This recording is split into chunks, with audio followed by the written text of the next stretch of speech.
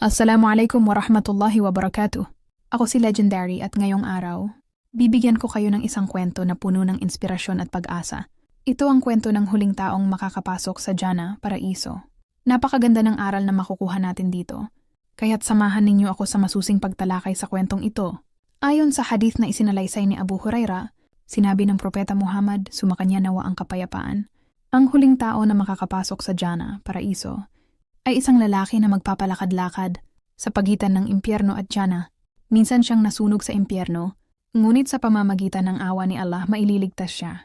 Sa bawat hakbang, siya ay madadapa at masusugatan, ngunit patuloy siyang maglalakad. Sahih Muslim, hadith 186. Unang hiling.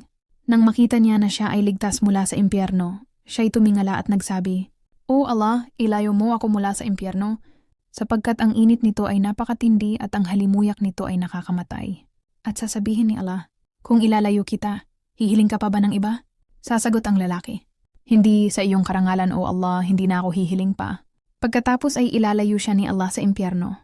Ngunit sa sandaling maramdaman niya ang lamig at halimuyak ng Jannah mula sa malayo, muli siyang hihiling kay Allah, "O Allah, ilapit mo ako sa pintuan ng Jannah upang makita ko ito." At sasagot si Allah, "Hindi ba nangako ka na hindi ka nahihiling pa?" Ngunit dahil hindi niya makontrol ang kanyang pagnanais na makita ang Jannah, sasabihin niya, "O Allah, hindi ko maiiwasan na humiling, sapagkat napakaganda nito." Pangatlong hiling. Pagkalapit niya sa pinto ng Jannah, masisilayan niya ang loob nito. Nakikita niya ang napakarilag na tanawin, ang mga ilog, ang mga prutas, at naririnig niya ang kasayahan ng mga naninirahan sa Jannah. Kaya't muli siyang hihiling kay Allah, "O Allah, papasukin mo ako sa Jannah." At sasagot si Allah, "O anak ni Adam, gaano ka ba katapat? Hindi ba't nangako ka na hindi ka nahihiling pa? Ano ba ang gusto mo talaga?" Ang pinakadakilang awa ni Allah, sa kabila ng lahat ng kanyang paulit-ulit na kahilingan, sa huli ay sasabihin ni Allah, "Pumasok ka sa Jannah." Pagpasok niya, magugulat siya sa kayamanan, kagandahan at kasayahan doon. At sasabihin niya, "O Allah, napakaraming biyaya rito.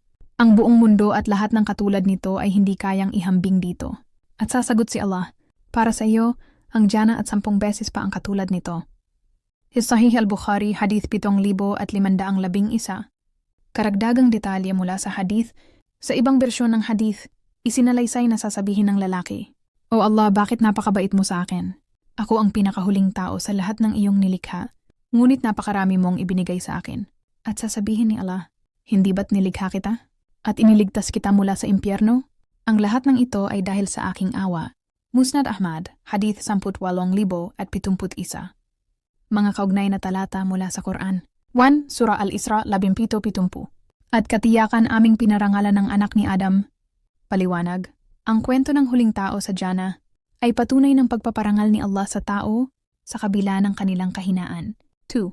Surah Az-Zumar 30:53. Sabihin, "O aking mga alipin na nagkasala laban sa kanilang mga sarili, huwag kayong mawalan ng pag-asa sa awa ni Allah."